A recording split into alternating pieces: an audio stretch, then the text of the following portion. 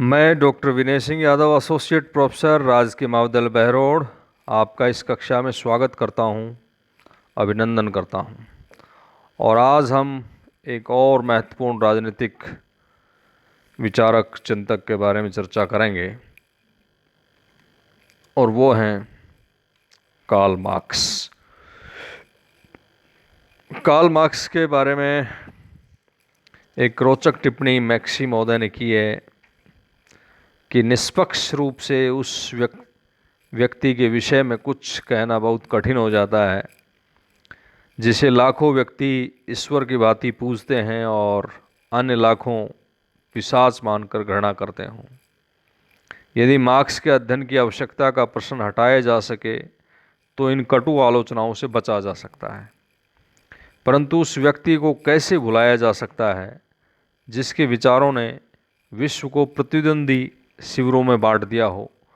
और ऐसे व्यक्ति के संबंध में विचार करने का सबसे अच्छा तरीका यही है कि भावुकता को मस्तिष्क की खिड़की से बाहर फेंककर उसे समझने की चेष्टा की जाए। ये सब आप जानते हैं कि कार्ल मार्क्स को प्रथम वैज्ञानिक समाजवादी कहा जाता है। उनसे पहले जितने भी समाजवादी हुए उनको काल्पनिक कल्पनावादी समाजवादी विचारक कहा जाता है, लेकिन मार्क्स के समाजवादी चिंतन को वैज्ञानिक समाजवाद के नाम से जाना जाता है, क्योंकि उन्होंने न केवल शोषण और अन्याय के कारणों को खोजा बल्कि उनका वैज्ञानिक तरीके से निदान करने की कोशिश की। कार्ल मार्क्स कि जीवन परिचय यदि देखा जाए तो वो उनका काल जो है 1818 से 1883 है और उनका जन्म जो है जर्मनी के ट्रीव्स नामक स्थान में एक यहूदी मध्यम वर्गीय परिवार के यहाँ हुआ उनका। और आगे चलकर उन्होंने हीगल के द्वंद्वात्मक दर्शन से वो प्रभावित हुए और जेना विश्वविद्यालय से डेमोक्रेटिक्स एपिक्यूरस के प्राकृतिक दर्शन में भेद पर उन्होंने डॉक्टरेट की उपाधि प्राप्त की। और कार्ल मार्क्स की कुछ खास पुस्तकें हैं जिनके बारे में जानना ज़रूरी है। उसमें एक है साम्यवादी घोषणा पत्र 1888 का, कम्युनिस्ट मैनिफेस्टो। एक है दरिद्रता का दर्शन, पावर्टी ऑफ फिलॉसफी 1847 में। एक है राजनीतिक अर्थव्यवस्था की विवेचना, क्रिटिक ऑफ पॉलिटिकल इकोनॉमी 1859 1859। और एक पुस्तक है उनकी दास कैपिटल, पूंजी। इसके अलावा होली फैमिली 1844 की पवित्र परिवार, फ्रांस में वर्ग संघर्ष, class struggle in France, Gotha programme और शांति तथा प्रतिक्रांति। ऐसे ही हीगल के अधिकार संबंधी धारणा की आलोचना की प्रस्तावना। ये कुछ उनकी पुस्तकें हैं जिनमें से कम्युनिस्ट मैनिफेस्टो, दास कैपिटल और इसके अलावा एक और पुस्तक है उनकी वैल्यू, प्राइस एंड प्रॉफिट 1865 में उन्होंने लिखी, मूल्य, कीमत और लाभ। इनमें साम्यवादी घोषणा पत्र अर्थात कम्युनिस्ट मैनिफेस्टो और Das Kapital, value, price and profit काफ़ी इम्पोर्टेंट पुस्तक इनकी रही हैं, जिनमें इनका महत्वपूर्ण राजनीतिक जो चिंतन है वो इसमें पाया जाता है। अब ये जो मार्क्स और दूसरे जो विद्वान हैं उनके द्वारा एक जो विचारधारा प्रस्तुत की गई है उसको सामान्य कॉमन मैन की भाषा में मार्क्सवादी विचारधारा कहा गया है। मार्क्सवाद का जो उदय है वो, जैसा कि मार्क्स के काल से इसे हम वाकिफ़ हैं, तो 19वीं शताब्दी के मध्य में हुआ, जब क्लासिकल लिबरलिज्म पूरे उभार पर था और पूंजीवादी व्यवस्था पूरी तरह स्थापित हो गई थी। औद्योगिक क्रांति के कारण समाज में जो नई संपत्ति पैदा हुई वो कुछ गिने चुने मुट्ठी भर पूंजीपतियों की बपूती बन गई, और जो वर्किंग क्लास था, कामगार वर्ग, उसका घोर शोषण और दुर्दशा हो रही थी। उदारवाद ने मानव कल्याण और मानव स्वतंत्रता की जो आशा दिखाई थी, बंधाई थी, उसे पूंजीवाद ने धूल में मिला दिया। मार्क्स ने पूरे इतिहास का विश्लेषण करके इस समस्या को समझने और सुलझाने का प्रयत्न किया, और इसी से ही मार्क्सवाद शुरू होता है, प्रारंभ होता है मार्क्स का। जैसा कि मैंने आपको पहले स्पष्ट किया कि मार्क्सवाद का नाम उनके मुख्य प्रवर्तक कार्ल मार्क्स के नाम के साथ जुड़ा है, परंतु मार्क्स के सहयोगी Frederick Engels, V I Lenin, Mao Tse-tung, अन्य बहुत से विचारकों ने भी इसके विकास में महत्वपूर्ण योगदान दिया है। संक्षेप में यदि बात करें तो मार्क्सवाद के अंतर्गत मानव समाज की समस्याओं को इतिहास के माध्यम से समझने की कोशिश की गई है, प्रयत्न किया गया है। और इतिहास किसे कहा गया है? इतिहास को परस्पर विरोधी शक्तियों और वर्गों के संघर्ष की प्रक्रिया के रूप में देखा गया है। और ये संघर्ष क्यों हुआ? ये संघर्ष उत्पादन प्रणाली अर्थात मोड ऑफ प्रोडक्शन की त्रुटिपूर्ण व्यवस्था के कारण पैदा होता है, जिसमें कुछ लोग उत्पादन के साधनों, मीन्स ऑफ प्रोडक्शन पर अपना प्रभुत्व स्थापित कर लेते हैं, अपना स्वामित्व स्थापित कर लेते हैं, और शेष समाज को अपनी शर्तों पर लेबर करने के लिए, श्रम करने के लिए विवश कर देते हैं।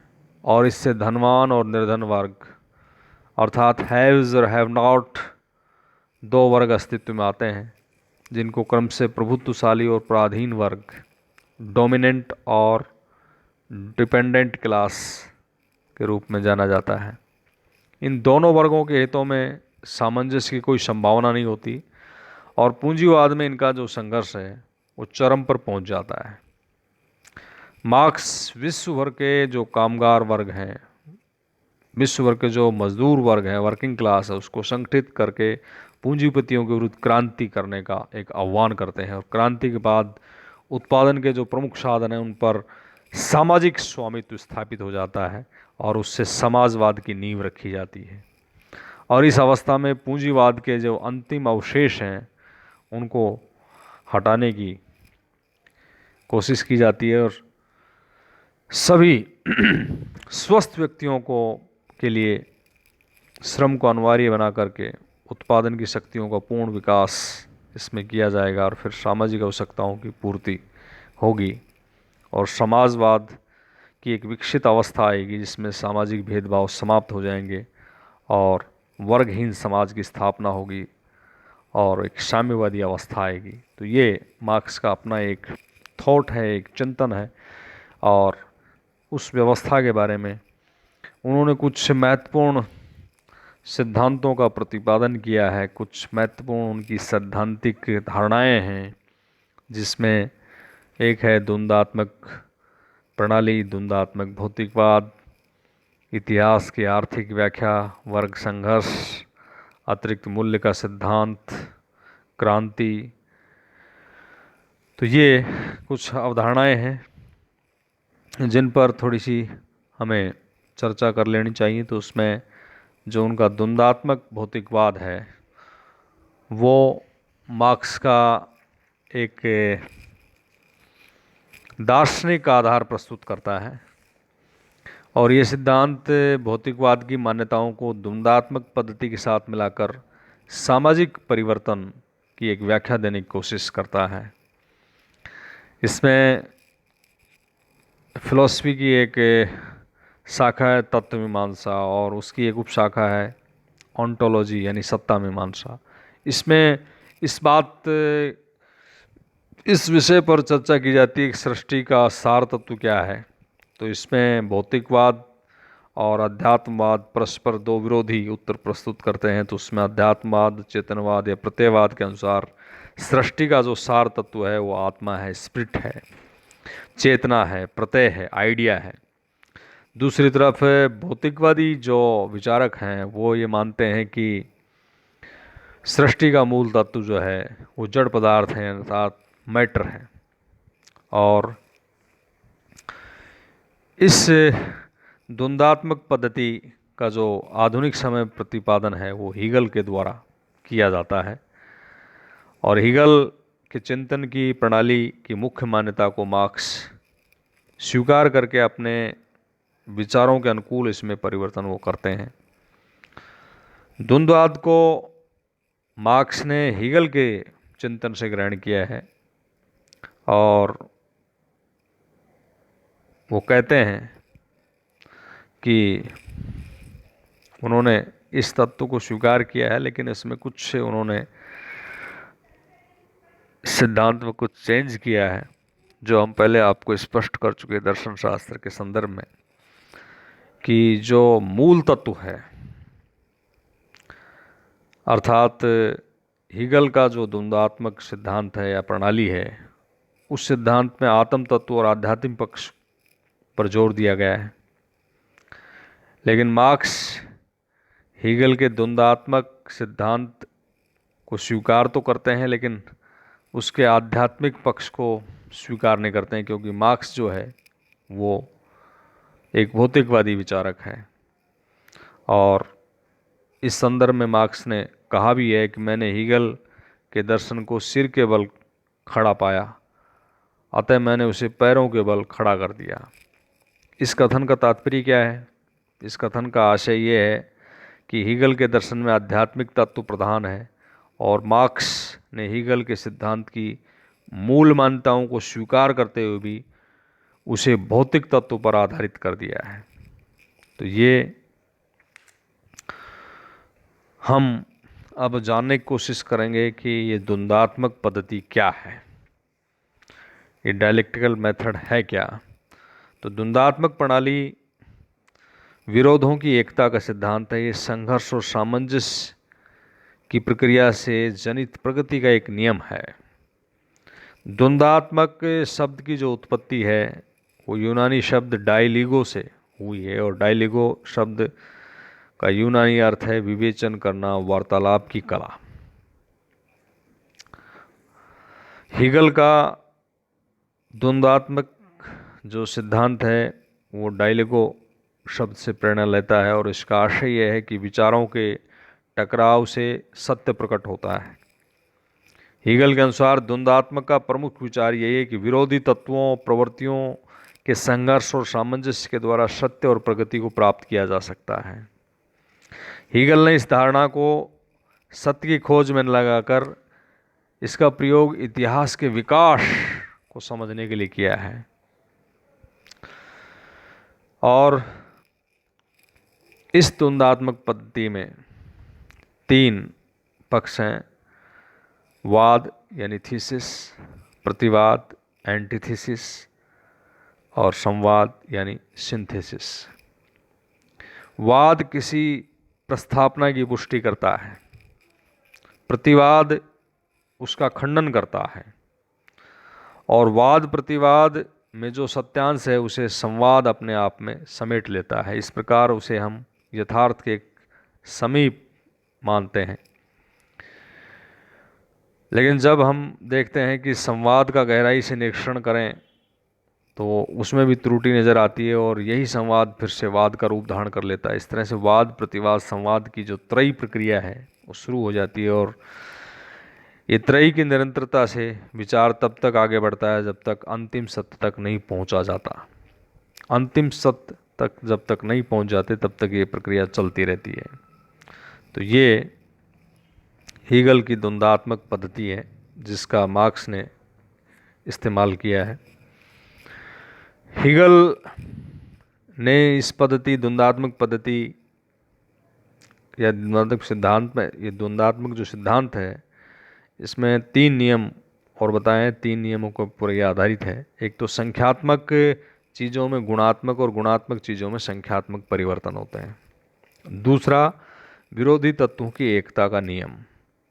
और तीसरा है निषेध के निषेध का नियम, law of negation of negation. तो सार रूप में यदि हम देखें तो पहली जो नियम है वो है वस्तुओं में गुणात्मक और मात्रात्मक परिवर्तन होते रहते हैं। अदृश्य संख्यात्मक परिवर्तनों के द्वारा इस सीमा तक परिवर्तन होता है कि उसके आगे वह वस्तु वैसी ही न रहते हुए बदल जाती है। जैसे हम एक एग्जाम्पल के द्वारा, एक उदाहरण के द्वारा इसको समझ सकते हैं कि 100 डिग्री सेंटीग्रेड पर जो पानी है वो भाप बन जाता है और 0 डिग्री सेंटीग्रेड पर बर्फ़ का रूप धारण कर लेता है। पानी का बर्फ़ और भाप में बदलने संख्या से गुण में परिवर्तन का उदाहरण है। उसी प्रकार गुण से संख्या में परिवर्तन आने का उदाहरण बादल से पानी का बनना है। और ये परिवर्तन झटके के साथ आता है, जिससे पानी, जो कि एक ही क्षण पूर्व पानी है और दूसरे क्षण में वो भाप या बर्फ बन जाता है। हीगल के इस सिद्धांत को मार्क्स स्वीकार करता है और उससे इतिहास की वो व्याख्या करता है। मार्क्स ये बताता है कि मानवीय प्रगति विकास की क्रमिक प्रक्रिया से प्रभावित नहीं होती, बल्कि आकस्मिक छलांग से प्रभावित होती है। मार्क्स इन छलांगों को क्रांतियों के नाम से पुकारता है। दूसरा ये नियम है विरोधों की एकता का नियम। ये नियम बताता है कि प्रत्येक एकता में परस्पर विरोधी तत्व पाए जाते हैं। जो वस्तु उसे ऊपरी एकता वाली दिखाई पड़ती है, वास्तव में उसमें अंतर्विरोधी तत्व रहते हैं। और ये नियम सत्य की अंतर्विरोधी प्रकृति पर बल देता है। और एक नियम है निषेध के निषेध का नियम। इस नियम की मान्यता है कि वाद, प्रतिवाद और संवाद विकास के स्वरूप के 3 चरण हैं। अपने आंतरिक अंतर्विरोधों के कारण वाद यानी थीसिस का विस्फोट होता है और उसके स्थान पर प्रतिवाद आता है, एंटीथीसिस आता है। ये वाद का प्रथम निषेध है, जो अंतर्विरोधों को दूर करने का प्रयास करता है, और प्रतिवाद की इन्हीं कारणों के फलस्वरूप बिखर जाता है और संवाद का विकास होता है। संवाद में प्रतिवाद और इसी के साथ ही वाद के सत्यांशों को स्थान मिलता है। संवाद के द्वारा प्रतिवाद का जो प्रथम निषेध है, निषेध किया जाता है। इसलिए संवाद को निषेध का निषेध कहा जाता है। और इस एग्जाम्पल को हम आगे समझेंगे। द्वंद्वात्मक भौतिकवादी जो मार्क्स का सिद्धांत है, उसके अंतर्गत इसका उदाहरणों के द्वारा समझाने की कोशिश करेंगे कैसे मार्क्स ने इतिहास के विकास और विकास की प्रगति के बारे में इस सिद्धांत का प्रयोग किया और कैसे पूंजीवादी व्यवस्था को हटा करके और सर्वहारा वर्ग के अधिनायकवाद की स्थापना होगी। तो ये मार्क्स की कुछ बेसिक कॉन्सेप्ट थी, कुछ मान्यताएं, धारणाएं थी, जिसमें द्वंद्वात्मक पद्धति है जो उसने हीगल से ग्रहण की है। धन्यवाद।